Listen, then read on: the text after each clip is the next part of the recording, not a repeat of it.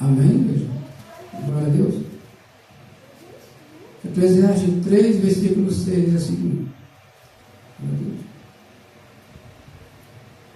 Mas o Senhor diz assim: tempo de buscar e tempo de perder, tempo de guardar e tempo de deitar fora, tempo de rasgar e tempo de coser, tempo de estar calado e tempo de falar, tempo de amar, tempo de aborrecer, tempo de guerra, tempo de paz. Versículo 9.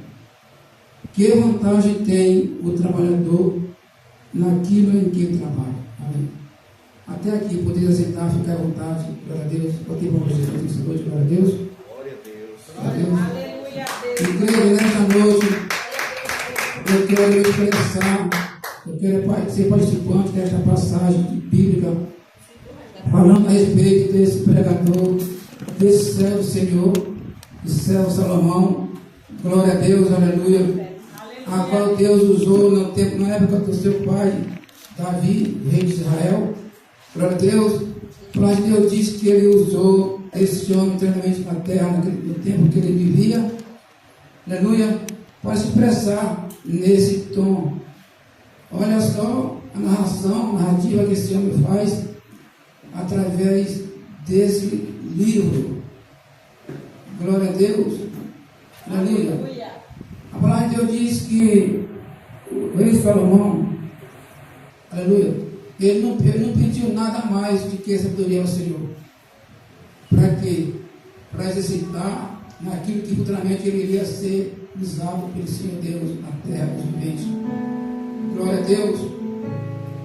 E a palavra de Deus diz que quando chegou o tempo que ele pediu a Deus sabedoria para exercitar o conhecimento do Senhor na sua vida, a palavra de Deus diz aqui no Eclesiastes que ele se dedicou em exercitar o que significaria verdadeiramente o poder da sua vida.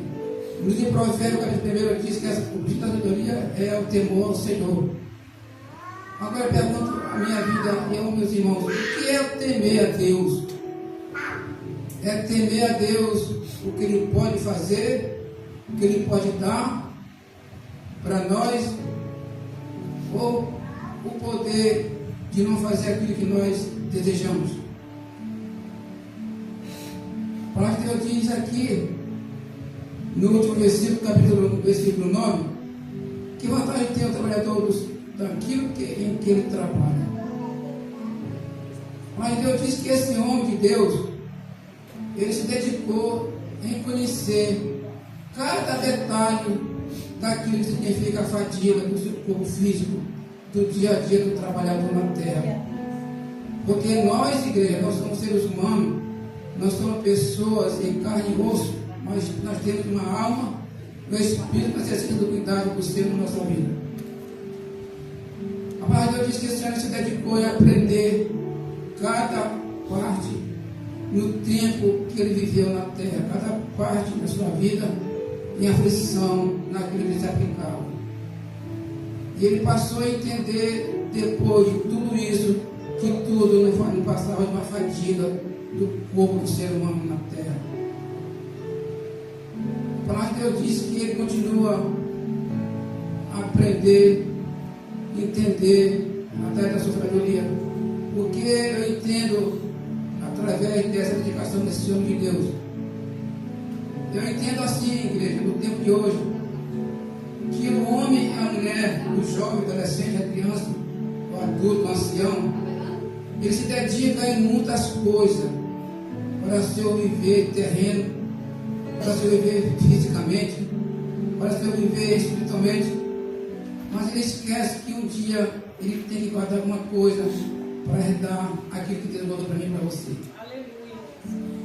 Muitas vezes nós se dedicamos no estudo para conseguir um trabalho, se dedicamos numa profissão, numa empresa, se dedicamos em buscar aquilo que satisfaz o nosso ego, o nosso coração, mas esquecemos que nós temos uma alma, um espírito que precisa de Deus na nossa vida, porque é isso que nos sustenta diariamente na nossa vida. Porque a verdade é, igreja, que o mundo está de cabeça para baixo. Mas ainda mesmo assim Deus continua no controle de todas as coisas. Porque o homem, ele pensa consigo que até na sabedoria terrena, ele pode fazer tudo que ele queira fazer no seu coração. Mas Deus, ele permite até acontecer esse momento do ser humano para mostrar para o ser humano que Deus está controlando. Glória a Deus. Mas eu digo no livro de Provérbios, capítulo 30, um homem de Deus, ele faz todas as perguntas para Deus, para si mesmo. Senhor, eu sou ele que amarrou o vento dos seus pulos, eu observou as águas com um pano, tudo isso vai se perguntando. Mas no final da história, ele diz assim: eu sou um homem bruto, sou um homem nécio, sou um homem fraco em sabedoria e conhecimento, mas mesmo assim eu preciso pedir algo ao Senhor. O que esse Senhor pediu para Deus na sua ignorância de ser humano? Ele podia estudar, podia entender mais, podia, ele teve tempo, mas ele não queria nada disso. Ele queria um conforto para a sua alma, para o seu espírito. Ele pediu: Senhor, eu peço uma coisa não muito grande, nem muito pequena. Ele pediu uma coisa num balanço, colocou assim: me dê não muita riqueza e nem muita pobreza, me dê só o ganho do pão de sustento do meu dia a dia. Por que ele se fez nessa maneira para Deus? Porque ele sabia que Deus podia dar aquilo que ele pedia, mas não sabia o que se desse a riqueza para ele, ele ia continuar a ficar na mão do Senhor, pela sua vontade. Porque lá Deus diz que a riqueza é a raiz de muitos males da vida do ser humano. E a palavra de Deus diz que o rei Salomão, ele continua falando que o homem, na sua inteligência, ele se pratica a si mesmo. E então diz ainda que o que vantagem tem um homem de um animal, de você, de ser humano para um animal? Olha a comparação que ele faz de mim e de você. Porque ele pergunta: será que o animal quando morre, ele vai para cima ou para baixo? E quando se diz assim, ao contrário, vai para cima ou para baixo do homem, não, a vantagem é quase que igual. A vantagem um pouquinho do homem comprar o animal é que o homem, ele pensa, ele exercita o seu pensamento, ele consegue entender o bom e o que é ruim. E o animal não consegue fazer isso. E aí a palavra de Deus diz que Salomão continua nessa lição de espírito, querendo entender o que significa a vantagem do ser humano na terra, até o dia da sua morte. Porque a palavra de Deus diz nesse mesmo livro aqui, que muitos se preparam para uma festa, muitos se preparam para um evento, se preparam para um banquete, muitos se preparam para a morte. Ninguém se prepara para esse momento. E é um momento que todo mundo tem que passar por essa situação. Ninguém está pronto para esse momento. Por isso que ele também se expressa nesse mesmo livro, dizendo que mais vantagem é a pessoa estar num luto, numa casa de luto, do que numa casa de banquete, numa festa. Porque o que está no luto, ele olha para aquele caixão, diz: hoje é ele, amanhã pode ser eu. O que eu tenho feito para me ter preparado para esse grande dia? Aí a palavra de Deus diz, ainda continua falando aqui neste livro de Eclesiastes 3, a seguir, Salomão se expressando que o homem, no dia de vida na terra, que ele consegue habitar, tudo é sua fadiga de espírito, é enfermidade, é tribulação de vida, mas assim ele continua na teimosia do seu coração. Mas Deus ainda dá tempo a eu e você nos esforçar em buscar a sua própria presença na nossa vida. Porque Deus, a igreja, o tempo está mal, o mundo está mal, a humanidade está desobediente ao Senhor. Mas Deus, Ele ainda continua com os braços abertos esperando aquele que se arrepende do seu mau pensamento, porque Deus ele não mudou, ele continua sendo um Deus bom, misericórdia com a nossa vida. Deus ele usa Salomão nesta expressão, há tempo para tudo nesta terra. Quando Deus ele usa o céu dele assim, nesse tom, é falando para mim e para você que nós temos tempo de plantar, de colher, de espalhar, e também temos tempo de sorrir, de chorar pelas aflições, pelas afrontas, pela tribulação, pelas lutas, tudo isso, mas também nós temos tempo de sorrir, tempo de bênção, de vitória, porque a palavra de Deus diz que as melhores coisas até para mim e para você. Como ela pode acontecer na minha vida se eu e você obedecer ao Senhor, foi na sua própria vontade. Porque a palavra de Deus chega a dizer no livro de Lucas, capítulo 18, versículo 18, daquele jovem rico. Ele chega ao Senhor e Jesus diz: bom mestre, o que eu posso fazer para a vida eterna, ou melhor, a salvação? Aí Jesus repreende e diz: não, bom, só tem um no céu, que é meu Pai. Esse é bom em todas as coisas, em todas as boas obras. A palavra de Deus diz que Jesus pergunta para ele: tu conhece isso, conhece aquilo? A igreja sabe essa história? Aí ele disse: não, tudo já foi da mesma cidade. Aí ele disse assim: então ainda te falo mais uma coisa, vende tudo que tu tem e segue. Ele segue Jesus. Para Deus que ele se entristeceu. Então, igreja, essas coisas terrenas, muitas vezes ela nos ilude, porque nós pensamos no nosso coração que nunca vai acabar. Porque a palavra de Deus diz que o rei Salomão, ele tinha muita riqueza, tinha ouro, tinha prata, tinha muitas mulheres, tinha os melhores exércitos naquele tempo que ele governava o povo de Israel. Mas muitas vezes, de tanta riqueza, nós não temos isso no coração. Uma pessoa que se deita com a cabeça quente, pensando que vai pagar amanhã, e o pobre, ele é feliz ou não? Porque o pobre, ele se deita, acorda, mas não tem tempo para pagar, como o rico, que tem muitas coisas, tem uma conta tremenda para pagar no outro dia. E aí o que acontece? O rico confia muito dos empresários, eles confiam na sua própria riqueza, pensando que aquela riqueza nunca vai acabar, pensando que ele nunca vai envelhecer, pensando que ele nunca vai adoecer, pensando que todo terror está por cima da carne seca, mas não é bem assim.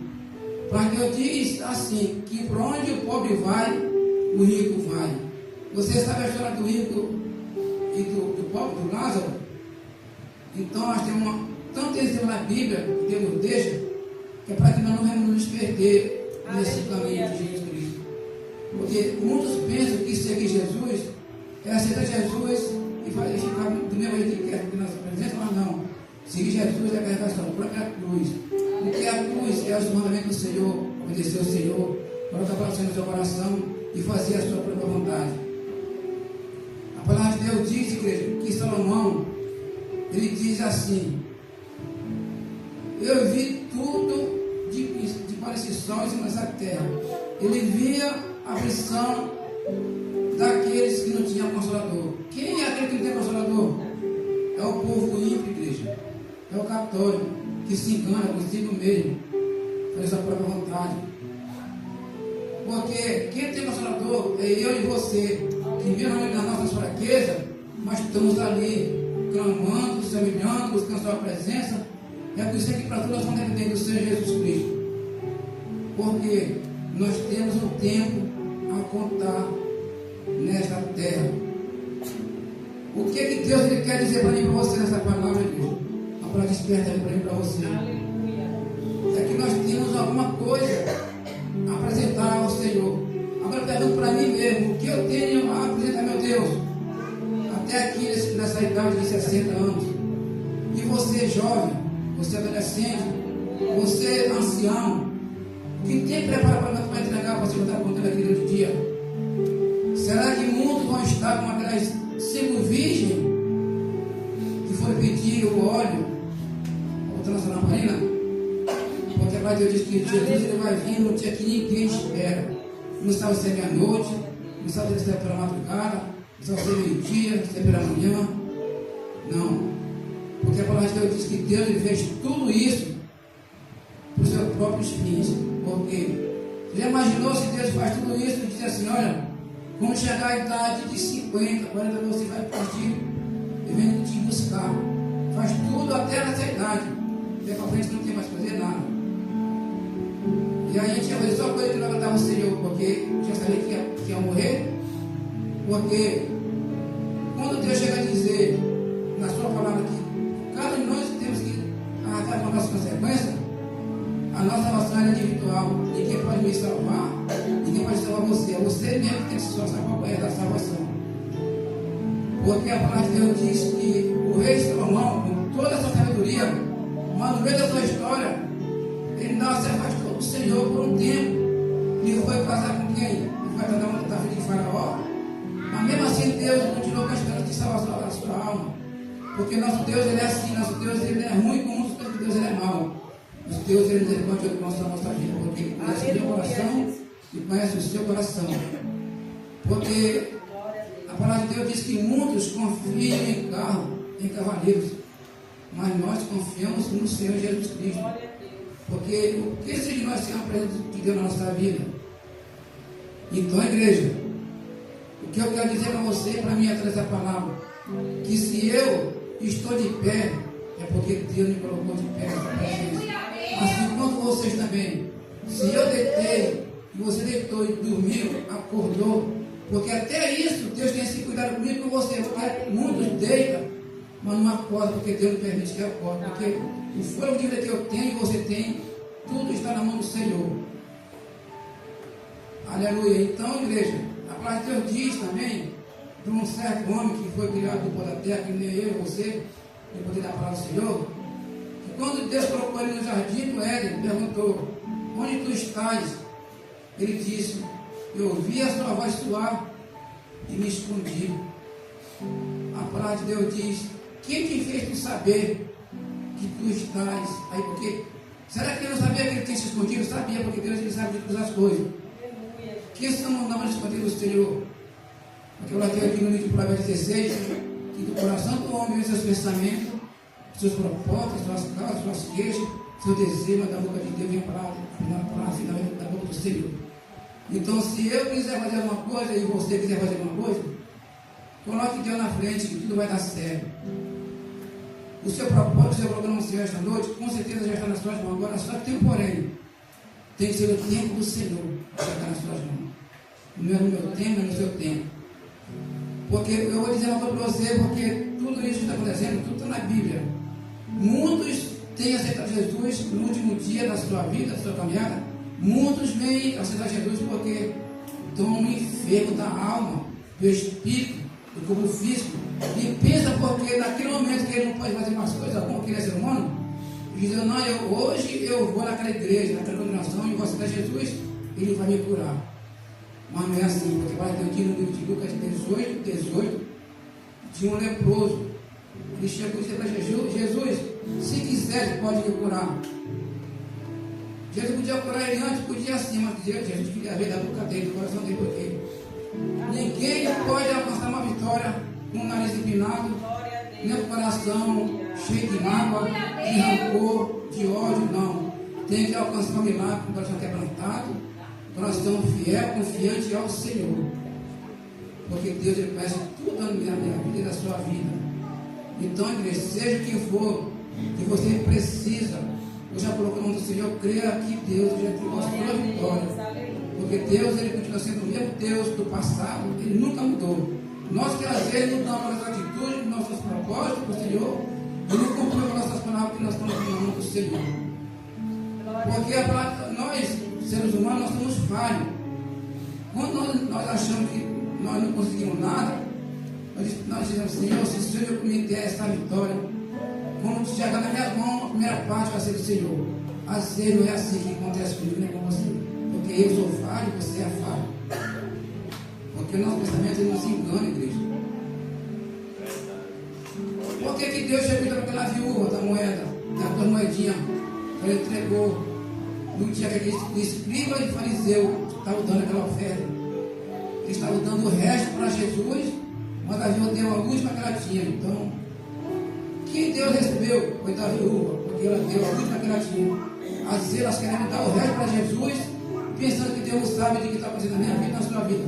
Porque Deus é dono de tudo. Deus ele pode fechar, pode abrir, pode matar e pode dar vida. Aleluia. Então tudo que é meu, tudo que é você é do Senhor.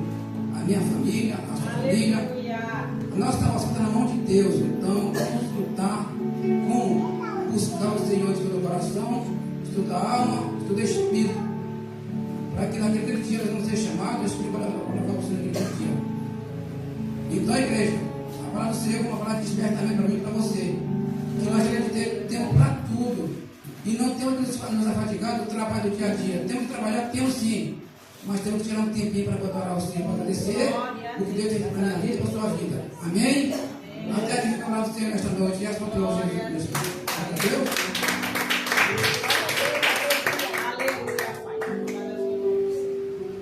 Neste noite eu já quero cumprimentar todos com a paz do Senhor Jesus Cristo. Eu quero só falar algo. Eu tenho orado muito. Ultimamente eu tenho orado, sempre orei para essa uma igreja abençoada. Eu Senhor, que todos sejam abençoados. Eu essa semana eu estava conversando com Deus e analisando. Eu comecei botando o dedo.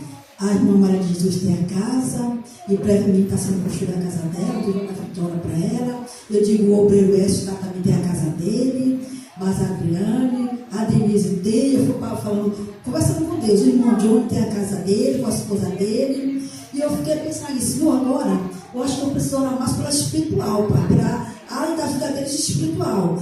A financeira não precisa, né? De todos precisam, mas a espiritual precisa mais.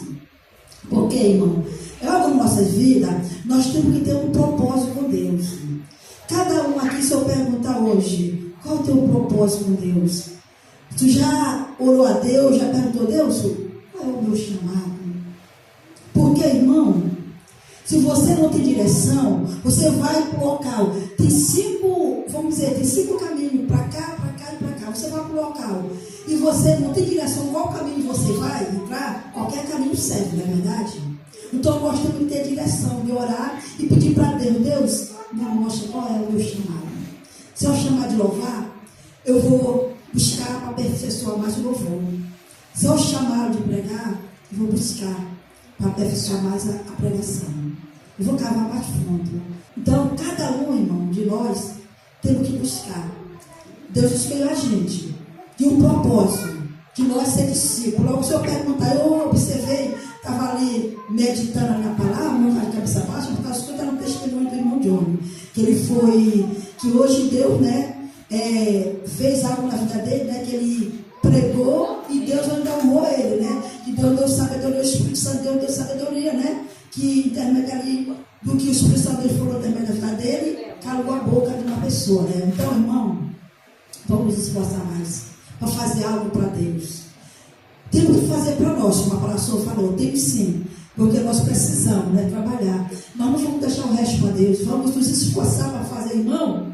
Às vezes tem pessoas que às vezes estão de idade de 60 anos, quando está com 60 anos, já é um pouco já mais difícil. É só cansaço mais com 60 anos, irmão. É verdade, irmão. Eu falando de Aguacarina, Carina, eu estou me preparando, eu estou com 50 e poucos anos, eu estou me preparando, porque eu já vejo aqueles velhinhos de idade, irmão, eles agacham só arrastando o pé, irmão. Por quê, irmão? Eles já estão cansados. Então, se eu e você deixar ficar só arrastando o pé, já cansadinho, até nós chegar no velho peso, para nós pregar no morador de rua, nós não vamos conseguir até ficar diante de um morador de rua, tal, irmão. Vamos aproveitar o momento que nós temos saúde, o momento que nós temos. Você ainda está novo, né? A mais velha aqui sou eu, irmão Valdemiro. Vocês estão novos, aproveite para vocês fazerem algo para Deus.